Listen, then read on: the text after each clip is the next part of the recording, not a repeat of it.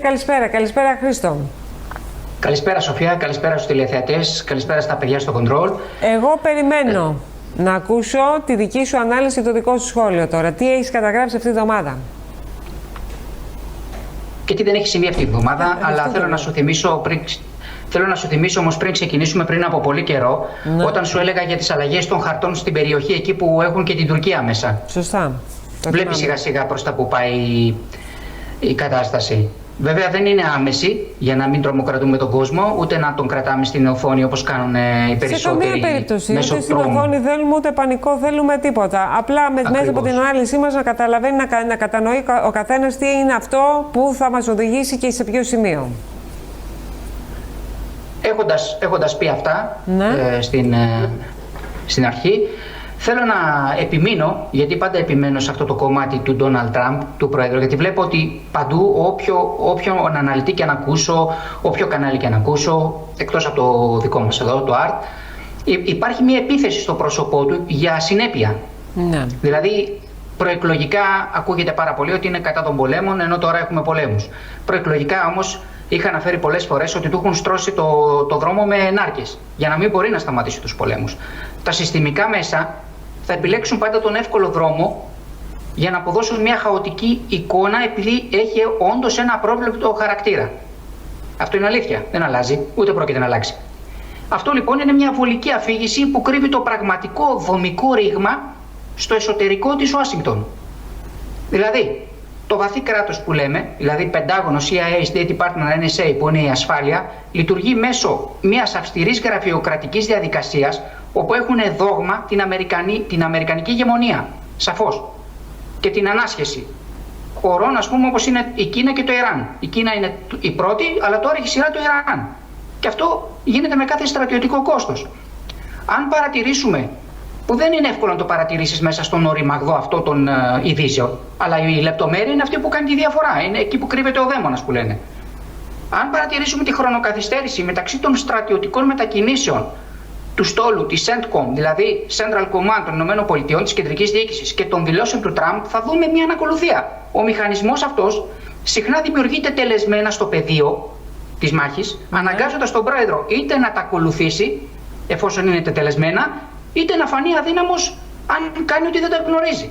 Οι αντιφατικές δηλώσεις λοιπόν του Τραμπ, το πρωί ειρηνοποιός, το βράδυ πολεμοχαρής, είναι μια δημόσια προσπάθεια που κάνει για να ανακτήσει τον έλεγχο της ατζέντας του, που είναι εντελώς διαφορετική από την ατζέντα που έχουν κάποιοι κύκλοι μέσα στο Υπουργείο Εξωτερικών, στο Πεντάγωνο και στις μυστικές υπηρεσίες. Είναι σαφές αυτό. Για μένα τουλάχιστον. Ναι. Για μένα τουλάχιστον είναι σαφές. Άλλο ένα παράδειγμα που αποδεικνύει κάτι τέτοιο είναι η γλώσσα του σώματος του Υπουργού Εξωτερικών του Ρούμπιο. Δεν ξέρω αν πριν από 1-2 μέρες είδες το βράδυ που κάνανε καταιγισμό ερωτήσεων οι δημοσιογράφοι, και για πρώτη φορά δεν ήταν ήρεμος στον τρόπο που απαντούσε. Αυτό δεν είναι τυχαίο. Ούτε ο ίδιος δεν ήξερε δεν είχε τις πληροφορίες για να απαντήσει. Ο Μάρκο Ρούμπιο, θα πρέπει να καταλάβει ο κόσμος, ότι είναι ιστορικά ένας ένα παραδοσιακό κομμάτι γερακιού. Είναι ένα γεράκι του κομματικού σωλήνα. Είναι νεοσυντηρητικός. Είναι βγαλμένος από τα σπλάχνα του κατεστημένου της Ουάσιγκτον. Ως Υπουργός Εξωτερικών λοιπόν του Ντόναλντ Τραμπ, ο οποίος θέλει να επιβάλλει δασμούς και να κάνει μόνο συμφωνίες, καλείται να εκτελέσει μια συναλλακτική και αντιπολεμική εξωτερική πολιτική. Γιατί νομίζουν ότι ο Τραμπ είναι πολεμοχαρής, ενώ δεν είναι, για όνομα του Θεού δηλαδή. Θα ξεχάσουμε και αυτά που έχουμε μάθει. Στην οποία δεν πιστεύει ο ίδιος. Όταν ο ίδιος Υπουργός Εξωτερικών, που είναι χόκκις, είναι γεράκι, δεν μπορεί να πιστέψει και να τηρήσει την ατζέντα του Ντόναλντ Τραμπ, πώς θα υπάρξει μια ευθυγράμμιση? Η πίεση που βλέπουμε που δέχεται είναι η αδυναμία του να υπερασπιστεί τη δημόσια γραμμή του Ντόναλντ Τραμπ, που το ίδιο το Υπουργείο Εξωτερικών φαίνεται ότι λειτουργεί μέσω κάποιων ομάδων παρασκηνιακά. Να το αλλάξουμε τώρα αυτό? Δεν μπορούμε να το αλλάξουμε, είναι ηλίου φαϊνό. Άλλο ένα κομμάτι που βλέπουμε είναι η αδυναμία του Προέδρου Τραμπ να απαντήσει στις ερωτήσεις του καγκελάριου Μέρτς όταν συναντήθηκαν στο Λευκό Οικό. Ποια θα είναι η συνέχεια, πότε τελειώνει ο πόλεμος, πώς θα αντιμετωπίσουμε την οικονομική κατάσταση που εκτελήσεται και θα πιάσει πάλι την Ευρώπη? Δεν μπορούσε να απαντήσει εκείνη την ώρα. Γι' αυτό και είχε αυτό το καταιγισμό, αυτή τη ροή στο λόγο του και δεν άφηνε τον καγκελάριο να απαντήσει. Ο Όταν ένας ηγεμόνας έχει μία στρατηγική, σίγουρα έχει και ένα σχέδιο εξόδου. Η Ουάσιγκτον όμως αυτή τη στιγμή φαίνεται ότι δεν έχει σχέδιο εξόδου, επειδή το βαθύ κράτος θέλει την παράταση της σύγκρουσης. Είναι αυτό που σας λέω εδώ και πάρα πολύ καιρό, το περασμένο καλοκαίρι, όταν παρουσίασα τη θεωρία μου της δίνης των αέναων πολέμων. Δεν είναι η δίνη πολέμων. Αυτό έχει μείνει. Τώρα το βγάζουν και τα υπόλοιπα κανάλια όταν το λέγαμε στο καλοκαίρι. Δεν είναι δίνη πολέμων. Είναι δίνη των αέναων πολέμων και αυτή είναι η δική μου θεωρία. Μάλιστα. Την οποία έχω δημοσιεύσει. Ο Τραμπ θέλει ένα γρήγορο deal. Δεν μπορεί να έχει ένα γρήγορο deal για να φύγει. Δεν γίνεται. Περνώντας οι δεκαετίες και αναπαράγοντας στο ίδιο θέατρο, στην ίδια εικόνα, στη Μέση Ανατολή, τους ίδιους πολέμους, βλέπουμε ότι ανά δεκαετίες μικραίνει, μειώνεται η χρονική απόσταση των αναταράξεων, των πολεμικών συγκρούσεων. Και θα συνεχίσει να μικραίνει. Που είναι πολύ άσχημο αυτό που συμβαίνει. Έχουμε τη στρατηγική απομόνωσης. Μια κλασική τακτική που υπάρχει για προέδρους που δεν ακολουθούν τη γραμμή που θέλει να ακολουθήσει το κράτος. Και στην πρώτη θητεία του Τραμπ το είδαμε. Γιατί είναι ο έλεγχος πληροφοριών που λαμβάνει. Είδαμε τι συνέβη και με το BBC. Που το BBC θυσίασε την εικόνα που είχε για να πλήξει τον Τραμπ. Ναι. Και σας το λέω αυτό για ποιο λόγο? Γιατί είμαι τραμπικός, το ξαναλέω, όχι, αλλά ο κόσμος έχει συνηθίσει αυτό το μοτίβο. Και το λέω συνέχεια ότι δεν είμαι τραμπικός, γιατί πρέπει να ακούς και τις δύο πλευρές. Τη μία πλευρά την ακούμε συνεχώς, πρέπει κάποιος να πει και την επόμενη, την άλλη πλευρά. Δεν μπορεί να τρελάθηκε ξαφνικά και από τη μία που έλεγε ότι εγώ δεν θέλω φέρετρα και δεν θέλω εμπλοκή στη Μέση Ανατολή, ξαφνικά να είναι μέσα στη Μέση Ανατολή. Έχει μπλεχτεί και αυτό στη δίνη. Δεν μπορεί να ξεφύγει. Θέλω, αν μπορεί το control, θέλω να βγάλουμε επειδή βλέπω τώρα τελευταία ότι βγαίνει ένας χάρτης τις τελευταίες μέρες. Πάμε να δούμε το χάρτη. Αυτός λοιπόν είναι ένας από τους πιο αμφιλεγόμενους χάρτης στη σύγχρονη γεωπολιτική ιστορία. Συχνά συγχέεται ή ταυτίζεται με χάρτη της CIA, πράγμα το οποίο δεν ισχύει, γι' αυτό και τον βγάζω. Είναι του αντισυνταγματάρχη Ralph Peters του 2006 ο χάρτης. 2006. Μπορεί να το αποδίδεται ο τίτλος χάρτη CIA, αλλά δεν είναι. Και δημοσιεύτηκε στην πραγματικότητα από το περιοδικό των ενόπλων δυνάμεων των ΗΠΑ και χρησιμοποιήθηκε σε εκπαιδευτικά προγράμματα της Αμυντικής Ακαδημίας του ΝΑΤΟ. Ο χάρτης αυτός δυστυχώς έχει τον τίτλο για ορισμένους «Τα ματωμένα σύνορα» και προτείνει τον διαμελισμό των υφιστάμενων κρατών με βάση τα εθνοτικά και θρησκευτικά κριτήρια. Βλέπουμε διαμελισμό της Σαουδικής Αραβίας. Βλέπουμε ανεξάρτητο Κουρδιστάν. Και το ανεξάρτητο Κουρδιστάν, τα περισσότερα εδάφη που θα έχει, θα είναι από την Τουρκία, αν υποθέσουμε ότι προχωρήσει αυτό. Εδώ τώρα... Εδάφη από τη Συρία, εδάφη από το Ιράκ, εδάφη από το Ιράν. Αν υποθέσουμε ότι προχωρήσει αυτός ο χάρτης, έτσι, γιατί αυτά δεν θα γίνουν από τη μία ώρα στην άλλη. Όχι, πολύ σημαντικό όμως. Και θα εξηγήσω τι εννοώ. Δεν θα υπάρχει καν Τραμπ. Δεν θα υπάρχει Τραμπ, λες. Ναι, σε βάθος. Όχι, γιατί η θητεία του θα κλείσει κάποια στιγμή. Ναι.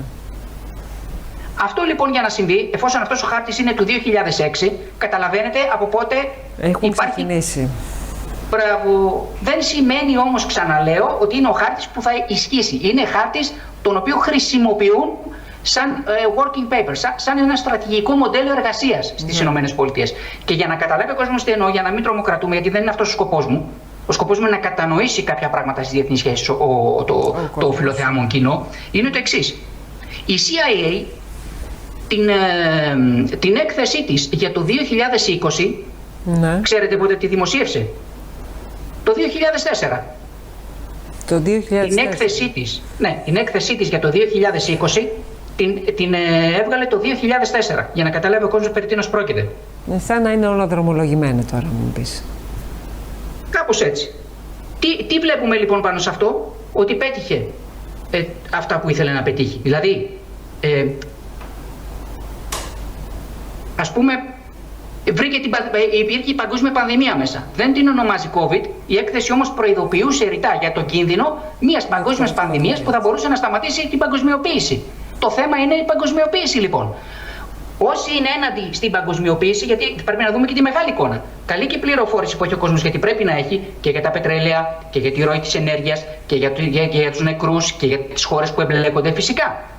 Αλλά όμως πρέπει να δούμε τη μεγάλη εικόνα και είναι ξεκάθαρα ο πόλεμος, ο διχασμός, αν θέλετε η σύγκρουση των παγκοσμιοποιητών με των αντιπαγκοσμιοποιητών. Ξεκάθαρα. Ο Τραμπ είναι με τους αντιπαγκοσμιοποιητές και η προηγούμενη κυβέρνηση που προωθεί την παγκοσμιοποίηση έχει στο πλευρό της την Ευρώπη και το βλέπουμε και αυτή τη στιγμή μέσω της Μεγάλης Βρετανίας της Ισπανίας.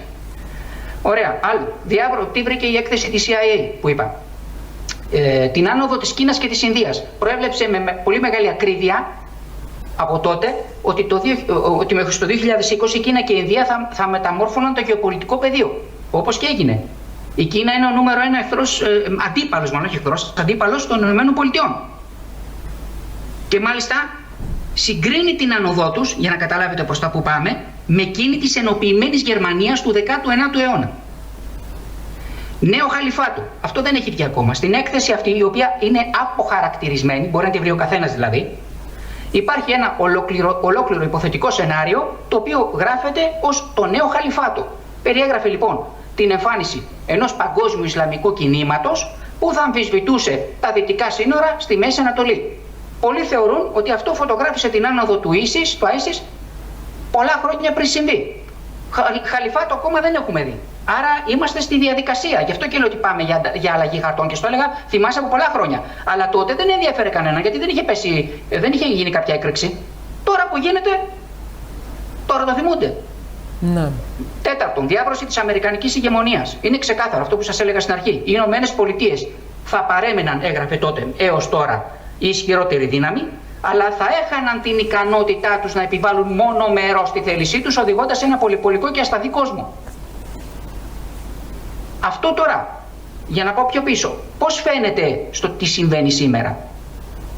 Επιγραμματικά θα το πω, γιατί δεν νομίζω ότι θα έχουμε άλλο χρόνο. Το 1953 υπήρχε η επιχείρηση Άγιαξ. Η επιχείρηση Άγιαξ ήταν η ανατροπή, το πραξικόπημα στο Ιράν από τη CIA και την MI6 της Μεγάλης Βρετανίας. Και ο στόχος φυσικά ήταν η ανατροπή του εκλεγμένου πρωθυπουργού Μοσαντέκ για να επαναφέρουν στην απόλυτη εξουσία τον Μοχάμεντ Ρέζα Παχλαβί. Αν δείτε λοιπόν την αλληλουχία και την ακολουθία που υπήρξε, θα καταλάβετε το τι σημαίνει σήμερα. Το 53 πραξικόπημα, το 79 Ισλαμική Επανάσταση, 80-88 πόλεμος Ιράν-Ιράκ, 2000-2020 συνεχής κρίση Ηνωμένων Πολιτειών Ιράν μέσω δορυφόρων ή ευθέως μέσω Ιράν στη Μέση Ανατολή. Με άλλα λόγια λοιπόν, γιατί δεν έχουμε κι άλλο χρόνο, μια μυστική επέμβαση δημιούργησε δεκαετίες, γιατί μυστική επέμβαση δεν ήξερε κανείς και σήμερα δεν την έχει πει κανείς, δημιουργούσε δεκαετίες επαναλαμβανόμενης γεωπολιτικής έντασης. Αυτό εννοούσα δίνει. Γιατί είδατε μόλις ξεκίνησε ο πόλεμος πόσα κράτη ρούφηξε η δίνη μέσα. 14-15. Μια στρατηγική επέμβαση λοιπόν μπορεί να δημιουργήσει μακροχρόνια γεωπολιτική δίνη συγκρούσεων. Πολλοί ιστορικοί μάλιστα, εγνωσμένης αξίας, θεωρούν ότι αυτό ήταν το σημείο 0 της σύγχρονης κρίσης στη Μέση Ανατολή. Το 1956 και έχουμε 2026. Παγκόσμιος πόλεμος λοιπόν, επειδή ακούω και πολλές κορώνες, να πω σε όλους όσους θεωρούν ότι είναι κοντά, ναι, ότι για να συμβεί θα πρέπει να μετέχουν μέσα μεγάλες δυνάμεις και όχι μία. Παγκόσμιες υπερδυνάμεις. Είναι μόνο οι Ηνωμένες Πολιτείες. Ρωσία, Κίνα είναι απ' έξω. Ευρωπαϊκή Ένωση είναι έξω. Μάλιστα. Άρα, δόξα τω Θεώ, αργούμε ακόμα. Έχουμε να εξετάσουμε πολλά γεγονότα. Λοιπόν, Χρήστο, να σε ευχαριστήσουμε για μία ακόμη φορά. Τα λέμε την επόμενη Παρασκευή. Να είσαι καλά. Και εγώ ευχαριστώ.